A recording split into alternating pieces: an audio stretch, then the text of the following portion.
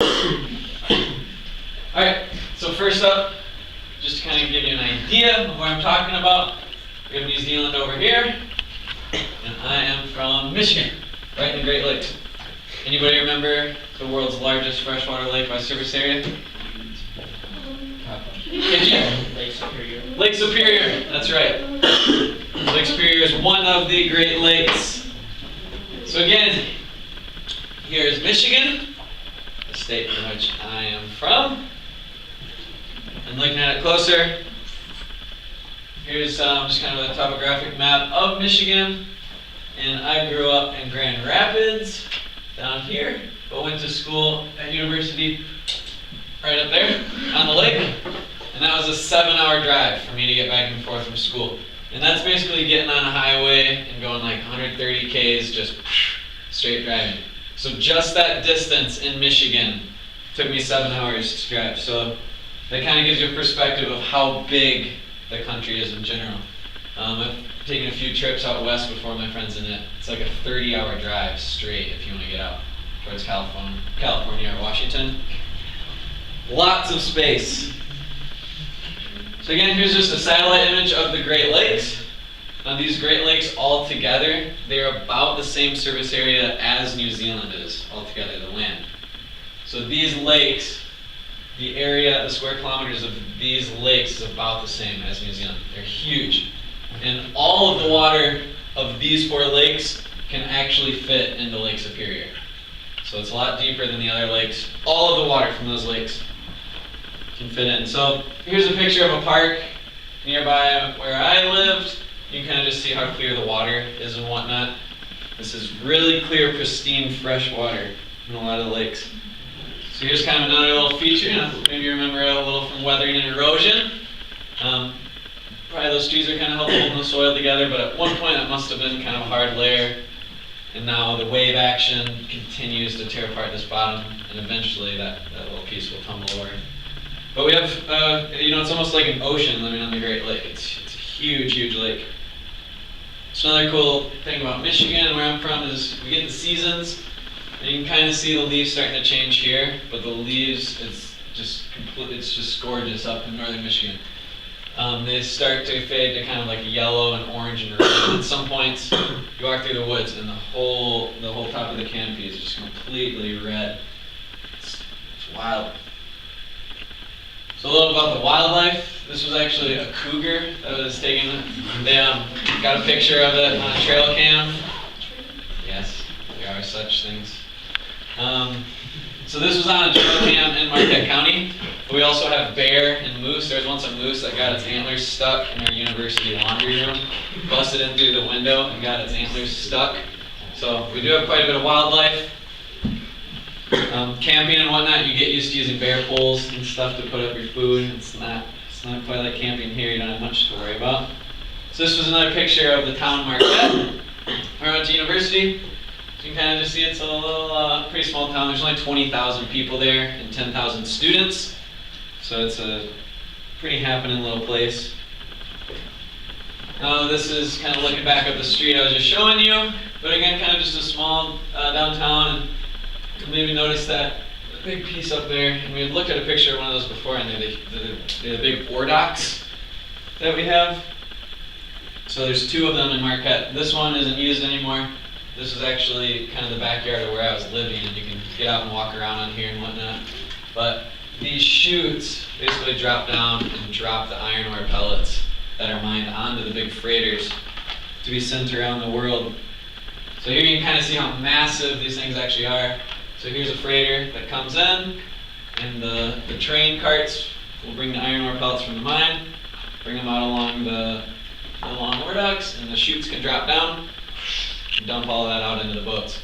So then these boats can actually get through the Great Lakes, down the St. Lawrence River, into the Atlantic Ocean. So you really can send things out worldwide from Lake Superior. Here's just another kind of picture. You can see the ore dock and the boat next to it back there. Now this thing's pretty wild. Anybody have any idea what this thing is? Any guesses? This is our American football stadium.